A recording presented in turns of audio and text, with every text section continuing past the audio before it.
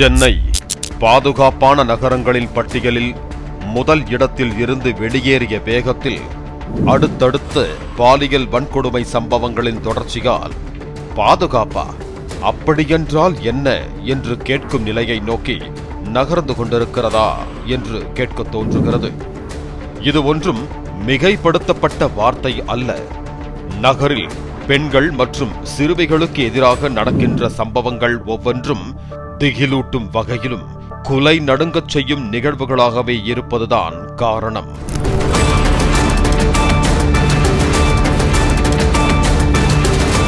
அந்த வகையில் சென்னையில் இரவில் தனியாக செல்லும் சிறுமிகளை ஏமாற்றி வீட்டுக்கு அழைத்துச் சென்று கழுத்தில் தாலி கட்டி வீட்டுக்குள் அடைத்து வைத்து பாலியல் வன்கொடுமை செய்வதை வேலையாக செய்து வந்த விசித்திரமான 2 திருட்டு பூனைகள் சிக்கி உள்ளன. சென்னை வண்ணாரப்பேட்டையை சேர்ந்த 13 வயதுடைய சிறுமி ஒருவர் மாயமானதாக கடந்த 6ஆம் தேதி காவல் நிலையத்தில் அவரது பாட்டி புகார் அளித்தார். ஆந்திராவில் கல்குவாரியில் வேலை செய்து வரும் தனது மகன் அவனது மனைவியை பிரிந்ததால் பெண் குழந்தையை தன்னிடம் விட்டுச் சென்றதாகவும் 13 வயதுடைய அந்த சிறுமியை தான் வளர்த்து வந்த நிலையில் தன்னிடம் கோபித்துக் கொண்டு இரவு வேளையில் அந்த பொண்ணு வெளியே போனாப்பா, திரும்பி வரலப்பா என்று வேதனையுடன் போலீசாரிடம் தெரிவித்தார். போலீசார் அந்த சிறுமியை தேடி வருவதாக கூறினாலும் அவர் கிடைத்த பாடில்லை. இந்த நிலையில் அந்த சிறுமி தனது உறவினர் ஒருவரது செல்போன் நம்பருக்கு தொடர்பு கொண்டு திடுக்கிட வைக்கும் தகவல் ஒன்றை தெரிவித்தார். தன்னை ஒருவன் தாலி கட்டி வீட்டில் அடைத்து வைத்து பாலியல் வன்கொடுமை செய்து வருகிறான், எப்படியாவது காப்பாற்றுங்கள் என்று கண்ணீர் விட்டு கதறி எழுதுள்ளார்.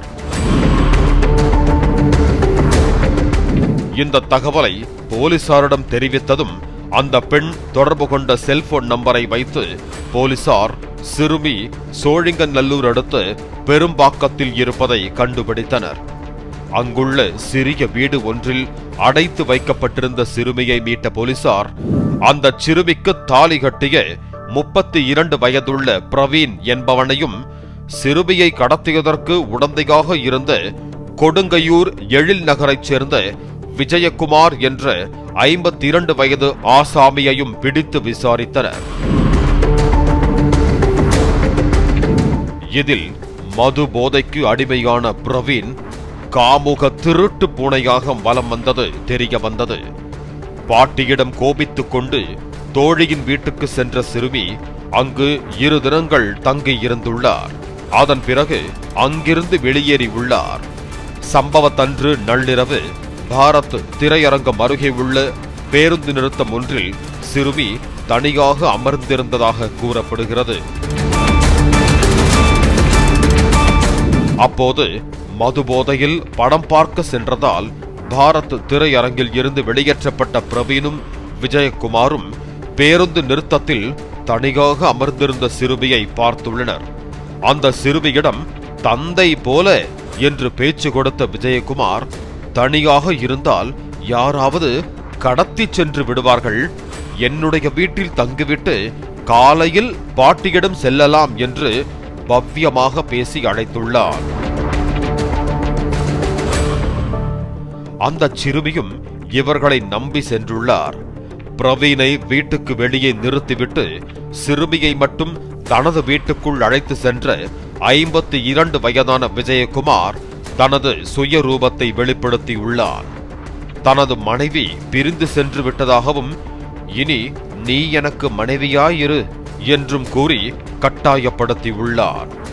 அவரை தள்ளிவிட்டு வெளியே வந்த சிறுமி வாசலில் விருவு பூனையாக காத்திருந்த பிரவீனிடம் சிக்கியதாக கூறப்படுகிறது. அந்த சிறுமியிடம், இந்த வயசானவங்களே இப்படித்தான், என் கூட வா, நான் உன்னை காப்பாத்துறேன் என்று கூறி சோழிங்கநல்லூர் செல்லும் பேருந்தில் ஏற்றி சிறுமியை தனது வீடு இருக்கும் பெரும்பாக்கத்துக்கு அழைத்து சென்றுள்ளான். வீட்டுக்கு செல்வதற்கு முன்பாக தனது தாய் ரொம்ப ஸ்ட்ரிக்ட், திருமணமாகாத எந்த பெண்ணையும் வீட்டுக்குள் விடமாட்டாங்க, அதனால நம்ம 2 பேருக்கும் திருமணமானது போல தாலி கட்டி கொண்டு வீட்டில் தங்கிக் கொள்ளலாம் என்று ஏமாற்றி மஞ்சள் கயிற்றை தாலியாக கட்டி வீட்டுக்கு அழைத்து சென்றுள்ளான். வீட்டில் யாரும் இல்லாத நிலையில் கடந்த 10 நாட்களாக அந்த சிறுமியை வீட்டுக்குள் அடைத்து வைத்து பாலியல் வன்கொடுமை செய்துள்ளான் பிரவீன். அவன் அசந்த நேரம் பார்த்து அவனது செல்போனை எடுத்து அந்த சிறுமி தனது உறவினருக்கு தகவல் தெரிவித்த நிலையில் போலீசார் விரைந்து வந்து மீட்டதாக கூறப்படுகிறது. சிறுமி அளித்த வாக்குமூலத்தின்படி காமுக கிழட்டு பூனை விஜயகுமாரையும் திருட்டு பூனை பிரவீனையும் போலீசார் கைது செய்தனர்.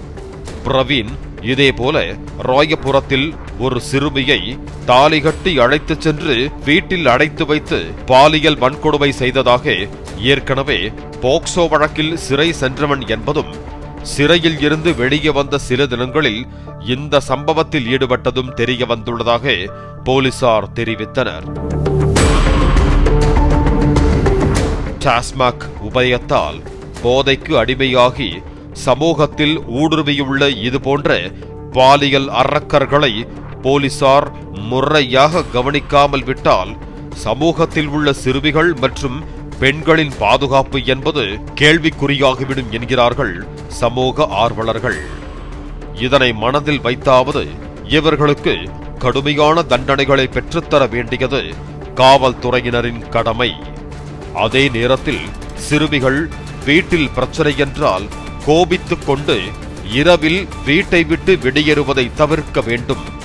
தவிர்க்க முடியாத உதவி தேவைப்பட்டால் அருகில் உள்ள காவல் நிலையங்களுக்கு செல்லலாம். சிறுசானாலும் பெருசானாலும் குற்றம் கேடு தரும்.